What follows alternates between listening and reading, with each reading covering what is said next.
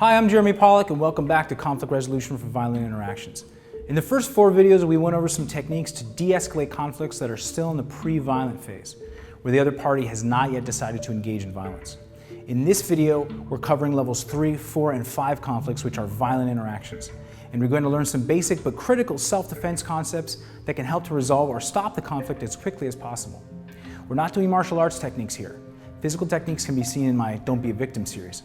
Instead, in this video series, we're going to go over the philosophies and strategies behind the physical techniques, which are really important to know.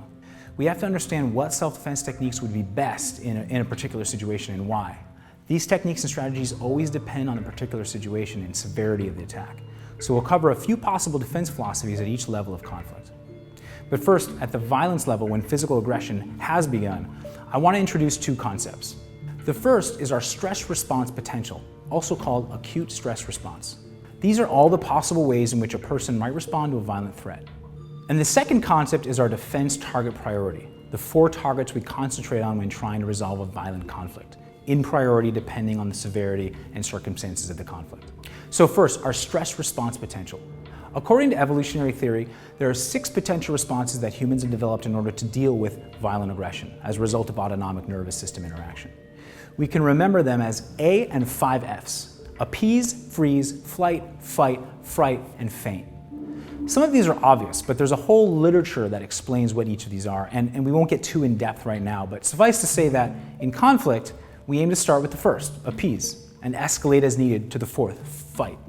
But we never want to be in fright or faint if possible, and the best ways to assure those kind of responses don't happen is with training, which helps with inoculation to aggression. And there's a lot of research that supports the notion that stress inoculation training, or SIT, helps individuals more appropriately and calmly respond to stressful scenarios.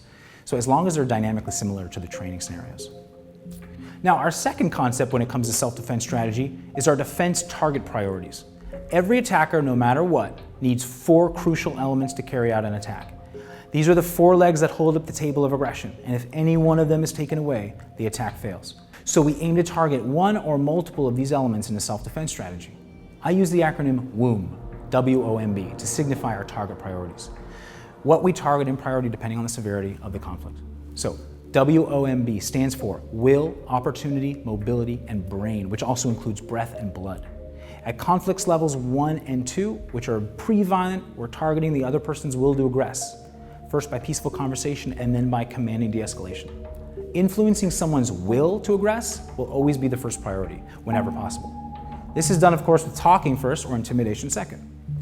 If reason and then intimidation don't work and his will to aggress sustains, we then target his opportunity to attack. This comes in the form of escape, hiding, drawing witnesses or authorities to the scene, or a number of other ways you might imagine to take someone's opportunity away to attack you. But if they maintain the will and opportunity to aggress, meaning they won't let you leave and it turns violent, our third priority is to target their mobility. This means potentially controlling someone, taking them off their feet, and into an arrest position like a law enforcement would do, using an immobilizing device like handcuffs or a taser, or if the attack is severe enough, breaking or forcefully immobilizing a limb. Anything to stop this person from moving without seriously injuring or taking a life. Which brings us to our final target in the priority list, the 3 elements that are necessary for consciousness and life: breath, blood, and brain. If the attack is really severe, we defend by targeting the attacker's brain by attacking his ability to breathe, his cerebral blood supply, and/or a concussive knockout. So W.O.M.B, W.O.M.B represents our targets in order of priority starting with will, but it doesn't necessarily mean we have to start at the bottom and move in order. Where you start in the priority list depends on the severity of the attack in the particular situation. If you find yourself in a level 5 conflict with an attacker who you believe is committing to harming you or killing you, or maybe even using a weapon, and when there's no way to escape or reason with this person, this would warrant an immediate jump to our life-taking level: breath, blood, and brain. If someone's at a level 4 conflict and they're using their fists and there's no way to escape, reason, or really control this person, you might jump right into brain or breath and go for that knockout or a chokeout. So the target all depends on the situation and the severity.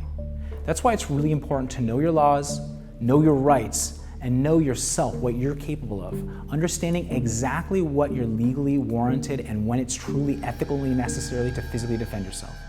You better be able to clearly articulate and justify why you had no other option. A final point on our W.O.M.B target priorities. When self-defense is justified, notice how we never rely on attacking for the purpose of pain. We either attack his psychology, his opportunity, his body structure, or his physiology.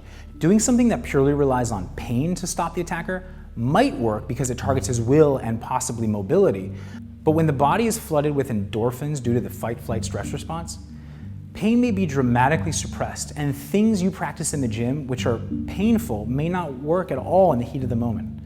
So never create an attack that purely relies on pain. Attack the mental, physical, or physiological structure of the body, the elements necessary for movement and consciousness. So taking into consideration the desired stress responses and defense target priorities at each level, we'll now get into resolution strategies for the final levels of violent conflict. A level 3 conflict is what we call a violent resource acquisition conflict. In other words, it's a conflict wherein one party aims to gain resources from another party by threat of bodily injury. So there's a very simple conflict resolution strategy for this level. It's called giving them what they want. In other words, appeasement, the first of the potential stress responses. If someone's trying to rob you at the threat of serious harm or your life, just appease them. Give them what they want. This is targeting their will, our first defense target. If they get what they want, they lose the will to aggress, and then they leave. If someone brandishes a weapon in order to steal from you or take your car, your wallet, whatever it is, you give them that stuff because all that stuff's replaceable. Your life is not replaceable. Nothing is worth your life. If you can target their opportunity and honestly believe escape is worth trying, then run. But if escape seems too risky or unavailable and all they want are your possessions, don't be the tough guy. Forget reasoning or talking them out of it. Just give them what they want and get the threat away from you as quickly as possible. So, flight or appeasement are the peaceful resolution techniques for a level 3 conflict. Target their opportunity or their will. That's it. Now, if they don't go away after you give them what they demanded, or something's just off, they want something more that's irreplaceable, like to assault you in some way, abduct you, or take your life, then this immediately escalates from a level 3 conflict to a level 5 conflict, which we'll talk about in just a minute. First, let's talk about a level 4 conflict. Both levels 4 and 5 are violent conflicts. This is when a physical altercation is actually occurring. You are being assaulted. Level 4 is a reactive, non-committed violent attack, meaning that this probably escalated from a level 2 or 3, that it probably wasn't pre-planned, and that it came about as an escalation of fear and anger and adrenaline, usually based on a perceived threat to safety or respect. Maybe the level 2 aggressor just couldn't calm down, and so he took it to the next level. Maybe you ended up getting into a fight with a level 3 robber, and this person didn't necessarily want to fight, he just wanted your resources. Or this might be an attack by someone who's on drugs or is mentally ill, where they don't really know what they're doing, they're just in this haze of aggression. With mentally ill or psychosis caused by drugs, all bets are off, unfortunately. There are various materials to read on how to potentially deal with these folks in a violent situation, but best bet is just to get out of there, or if absolutely necessary, fight your way out and get to safety. Don't count on them being reasonable. Don't count on them caring about pain or punishment. Talking them down might help, or it might worsen the situation. If you target their opportunity by escaping, they'll most likely also lose interest and just move on. In all of these cases, the attacker has become physically violent, but didn't pre-plan to aggress, and so isn't fully committed to carrying out a violent act. These attackers, for the most part, are going to be easier to deter than a level 5 attacker because their will to aggress is not as strong. And so it's possible to more quickly get them to stop attacking if you defend yourself well or call people to the scene or just run. So in the face of reactive, non-committed violence, our desired responses are first flight or escape, then if necessary, fight and then escape or control. And our target priorities begin with opportunity if you can escape, then mobility if you can control the person, or will if you can deter the person from continuing the attack either by calling attention to others or putting up a good defense. And finally, our last resort, which hopefully won't be necessary at this level, would be breath, blood, and brain, attacking his ability to stay conscious, and in the absolute worst case, if your life is truly in danger and you reasonably believe you have no other options for safety, his ability to live. Now finally we get to level 5, which is the worst kind of conflict. This is premeditated, committed violence. This type of conflict usually doesn't escalate from some lower level, unless someone was just starting at a lower level conflict like a robbery or an aggressive challenging in order to get himself pumped up or even just to put on a front and trick you. Normally if someone's a level 5 attacker, they had the attack in mind, they planned it out, and they're committed to following through with it. That being said, levels 1 through 4 are all examples of social violence, status seeking, dominance, competition, fear, anger, etc. Interspecies violence that's pretty common among social animals. In level 5, it could still be social violence, for instance when members of an in-group like a gang premeditate against an out-group member like an enemy or a stranger for status seeking and approval. But this is also the level at which we start to engage with antisocial predators. Here we begin to find true sociopaths who don't have the ability to empathize and have no moral fiber. These individuals premeditate violence, and they cannot be reasoned with. In fact, reasoning or pleading might only further excite and provoke them. They can only be escaped from or dominated. The only inhibition for them to attack is extrinsic motivation, meaning punishment or pain. These are the only ways to deter a sociopath. That being said, level 5 normally warrants immediate escalation to the highest priority targets, breath, blood, and brain. If you can take away the attacker's will by reasoning or by opportunity through escaping or his mobility somehow grabbing and controlling him, then great. But often an attacker like this is a sociopath. He has plans, he's committed, and he's not giving up so easily. He doesn't want anything from you other than your life or your body. The crime itself is the reward. So this warrants an all-out worst-case scenario defense strategy, attacking his vital areas with the aim of eliminating his consciousness and, if necessary, his life. Also, anyone who is aggressing reactively and unplanned, as in level 4, but who uses a deadly weapon to attack you, can also be considered a level 5 B target candidate. The moment someone pulls a knife or gun and he's not simply attempting to rob you of possessions, you have to assume he intends to kill you, and you must use all means necessary to get that weapon away safely. This is not to say killing will be necessary or warranted in every case where weapons pulled on you, and it certainly isn't desirable. If you are able to get the weapon away, for instance, and they're now unarmed and decide to surrender, it'd be really illegal to then use it against them. Either way, at a level 5, this is where real-world self-defense training is extremely important for that once-in-a-lifetime chance that you may have to defend your life. This is also the level at which the two undesirable stress responses are most likely: fright and faint.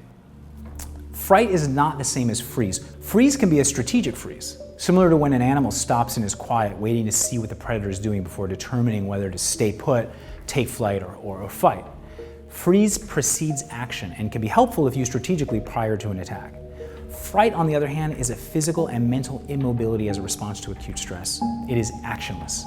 And you know what faint is: a total collapse of the organism, which some adaptationists believe is a way of signaling to the attacker that the fainter is no longer a threat by simulating sleep or death. These two undesirable responses to aggression are most likely to take place in someone who hasn't mentally prepared him or herself for violent conflict. A primary reason we train is to be able to effectively and strategically freeze, run purposefully, or fight effectively, rather than freeze when we need to act, run wildly and aimlessly, or fight ineffectively.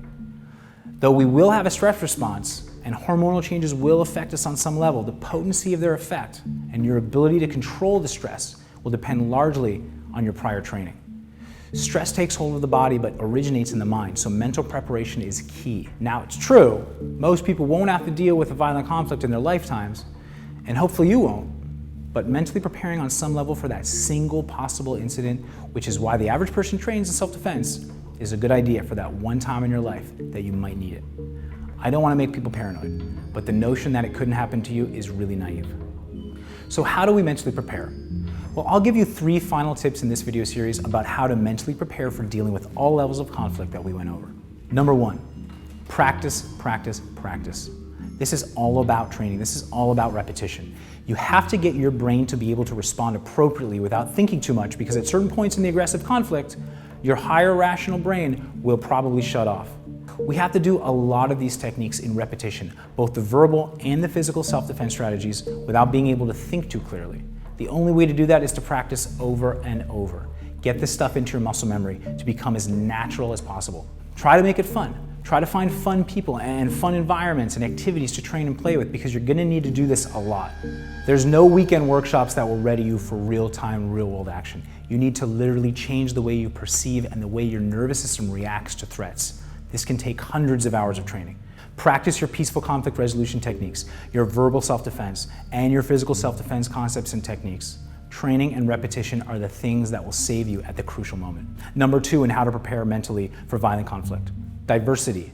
Train with as many different teachers and perhaps in as many different types of environments with as many different scenarios and weapons and fighting styles and defensive strategies as possible. This goes for verbal and physical self-defense. If you've been at the same boxing gym or martial arts school for a decade and your teacher tells you this system is the best and can deal with any situation, it's probably time for some new perspectives. Figure out the styles and techniques that work best for you and train those a lot, but be able to recognize it on some level, deal with a variety of different threats and situations. If you train too much with the same partner in the same environment, then newer strange people or situations or surroundings are going to be a lot harder for you to mentally deal with. You don't want to be immobilized in that moment when you need to respond appropriately. So mix it up a lot in your training. Get used to new people and new environments. Assaults are going to be carried out by strange people in strange environments, unless of course your lifestyle involves a lot of dangerous relationships, which is another subject. And finally, number 3 in mental preparation, research. Do as much research as you can around the areas of conflict resolution, verbal self-defense, and physical self-defense, including the psychology of cooperation, conflict, and violence. Understand what happens to a person physiologically and psychologically when engaged in aggression. Read books, watch videos, go to workshops, take classes, do whatever you can do to discover as much as you can in this vast subject. I have some great resources on my website, and you can also watch my self-defense series called Don't Be a Victim, which goes into some of the physical techniques against a variety of situations, including weapons. But there's so much more out there, and no one person has all the answers. So the more, the better. And the more you watch, the more you practice, the more you'll start to find what materials seem realistic and applicable for you and which aren't. So there it is. Practice, mix it up, and do your research. The best ways I know how to mentally prepare without actually getting into real-world violent conflicts. Now, with all that being said, to wrap up this video series on violent conflict levels, it's really important to remember our number 1 goal taught in this entire series, which is peaceful conflict resolution.